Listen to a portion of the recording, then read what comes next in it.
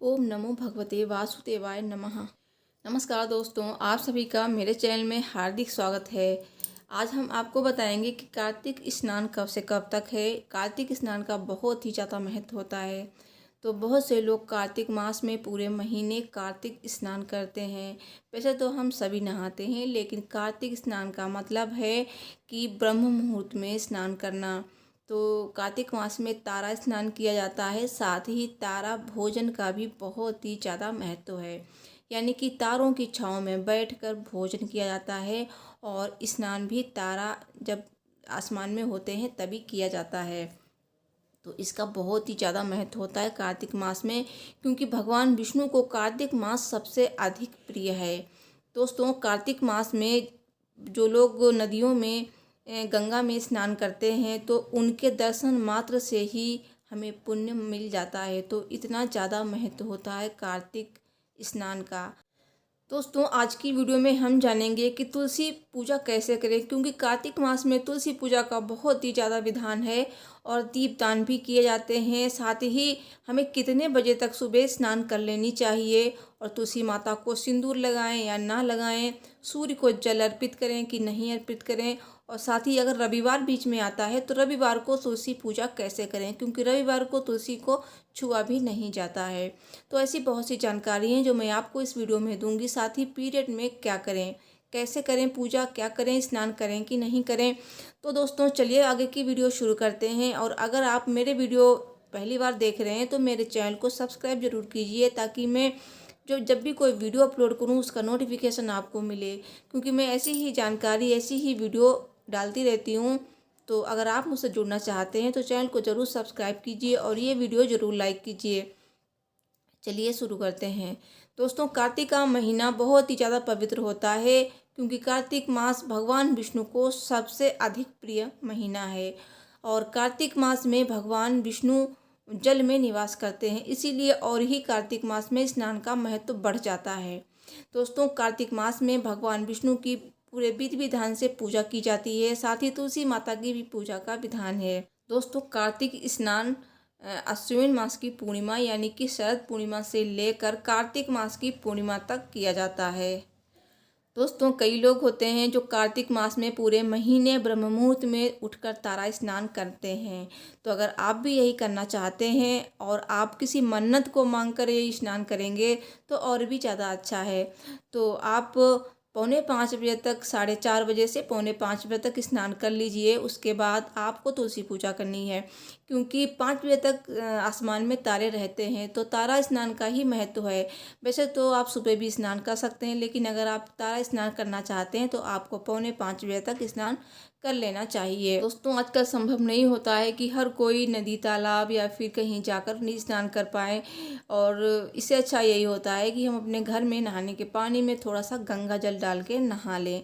तो इस तरह से आप कर सकते हैं। उसके बाद आप साफ स्वच्छ वस्त्र पहन लें, फिर आप तुलसी माता की पूजा करें। और पूजा करने से पहले ही आप वहाँ पे अच्छे से सफाई कर लें। तो ये आप 1-2 दिन पहले ही कर सकते हैं। जब कार्तिक महीना शुरू होता है उससे पहले ही गमले के आसपास सफाई कर लें, और गमले को अच्छे से सजा भी सकते हैं। तुलसी माता का गमला कैसे सजाएं तो इसकी वीडियो मेरे चैनल पर है, आप देख सकते हैं। तो नहाने के बाद फिर आप माता की पूजा करेंगे। पूजा में आप सबसे पहले जल अर्पित करेंगे, फिर आप धूप दीप से पूजा करेंगे।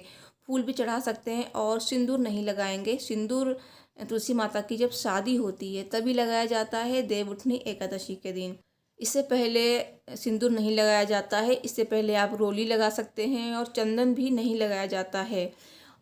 तो सबसे अच्छा है हम रोली लगाएं। तो रोली, धूप दीप से माता की पूजा करें। और दीपक का बहुत महत्व होता है, क्योंकि जब हम पूजा करते हैं तो थोड़ा सा अंधेरा ही होता है, तो अंधेरे में दीपदान का बहुत महत्व होता है। तो इस तरह से आप पूजा करें। उसके बाद आप माता को भोग भी अर्पित कर सकती हैं। अंत में आरती करें। आरती आप उसी दीपक से कर सकती हैं। और इसके बाद आप सूर्य नारायण को जल अर्पित करेंगे। तो कई लोग कहते हैं कि उस समय सूर्यदेव नहीं निकले होते हैं, तो जल दें कि ना दें। तो दोस्तों, इस समय आप जल दे सकते हैं, क्योंकि प्राचीन समय में ऋषि मुनि ब्रह्म मुहूर्त में ही स्नान करते थे। उस समय वो सूर्यदेव को जल अर्पित करते थे। तो आप भी जल दे सकते हैं, ऐसा कोई नया नहीं है। और उसके बाद आप अपने घर के मंदिर में पूजा कर सकते हैं। जो आप दैनिक पूजा करते हैं वो पूजा कीजिए। फिर आप अपने दैनिक कार्य भी कर सकते हैं। उसके बाद दोस्तों, अगर आप व्रत करना चाहते हैं तो व्रत कर लीजिए। पूरे महीने का कई लोग व्रत करते हैं, तो इस तरह से पूजा करने के बाद आप व्रत करेंगे और शाम को आप मीठा भोजन कर सकते हैं। तो ये हो गया। अगर आप व्रत नहीं करना चाहते हैं, क्योंकि आजकल सभी की तबीयत कुछ न कुछ ख़राब रहती है, किसी का स्वास्थ्य ठीक नहीं रहता है, तो व्रत करना उचित नहीं होगा। अगर आपको लगता है तो आप कर सकते हैं, तो आप पूजा कर लीजिए। यही बहुत बड़ी बात है, क्योंकि कुछ नियम हैं उनका पालन करके पूजा करना बहुत बड़ी बात होती है। जैसे कि घर में लहसुन प्याज नहीं खाना, साथ ही मतलब बैंगन, मूली, चने की दाल, इस सबको बिल्कुल भी नहीं खाया जाता है। तो ये सब आप नियम निभा के ही आप व्रत करें, तभी अच्छा होगा। और अब जानते हैं कि रविवार को हमें तुलसी पूजा करनी चाहिए कि नहीं, कैसे करें। दोस्तों, रविवार को तुलसी माता को बिल्कुल भी छुआ नहीं जाता है, तो पूजा कैसे करेंगे। तो दोस्तों, रविवार को आप तुलसी को जल भी नहीं देंगे, क्योंकि जल भी नहीं दिया जाता है। आप दूर से धूप दीप करके आप उनको छुएंगे नहीं, बस इस तरह से आप पूजा कर सकते हैं दूर से। अगर आपके घर में कोई छोटा बच्चा है तो उससे आप जल दिला सकती हैं, वो भी लड़कों से, लड़की से नहीं। साथ ही आप कार्तिक मास में दीपदान जरूर करें।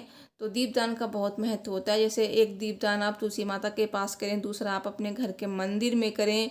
मंदिर में तो हम सभी दीपदान करते हैं, लेकिन तुलसी माता के पास भी दीपदान करना बहुत ज़रूरी है कार्तिक मास में, सुबह शाम दोनों टाइम। साथ ही अगर आपने पथवारी बनाई है तो तुलसी माता के पास पथवारी बनाई जाती है, तो वहाँ भी पूजा की जाती है, तो वैसे भी आप कर सकते हैं।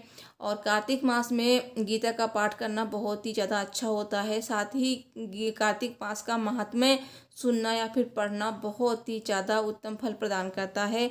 तो अगर आप पढ़ना चाहते हैं तो पढ़ सकते हैं, सुनना चाहते हैं तो कार्तिक मास में सुन भी सकते हैं। साथ ही भगवान विष्णु के जो भी मंत्र हैं उनका जाप कर सकते हैं। गजेंद्र मोक्ष का पाठ कर सकते हैं, विष्णु स्तुति पढ़ सकते हैं। मतलब जो भी भगवान विष्णु की जितनी भी पूजा आप करें उतनी कम है। कार्तिक मास में भगवान विष्णु की पूजा का बहुत ही ज़्यादा महत्व होता है।